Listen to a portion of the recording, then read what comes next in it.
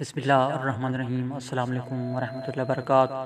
میں ہوں سفینہ خان، آپ دیکھ رہے ہیں اپنا پسندیدہ چینل خوشبو پی کے۔ سمعین معظم، آج آپ حویلی کا اسرار کے نئی قسط سن پائیں گے، تو چلو بلا تاخیر آج کی نئی قسط شروع کرتے ہیں۔ تمہاری کوئی بات میرے پلے نہیں پڑی، پولیس افسر نے بنا کر کہا۔ اچھا، کمال ہے، لیکن میں نے تو جناب بہت ہی صاف سادہ الفاظ میں بات کی ہے، پوری تفصیل سے بتاؤ۔ اس نے کہا۔ جی اچھا، محمود نے کہا اور گول مول انداز میں تفصیل سنانے لگا۔ خیر، ہم حویلی کا جائزہ لے لیتے ہیں، لیکن تم لوگ بھی میری نظروں میں شک سے بری نہیں ہو۔ کوئی بات نہیں جناب، ہمیں شک سے بری ہونے کا ایسا کوئی شوق بھی نہیں۔ فاروق بول اٹھا۔ کیا مطلب؟ وہ چونک کر بولا۔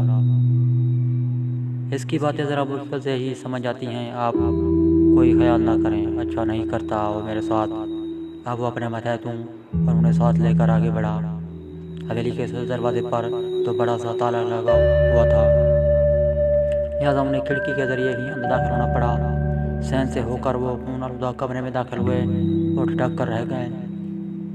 پولیس افسر ایک ایک چیز کو بغور دیکھنے لگا۔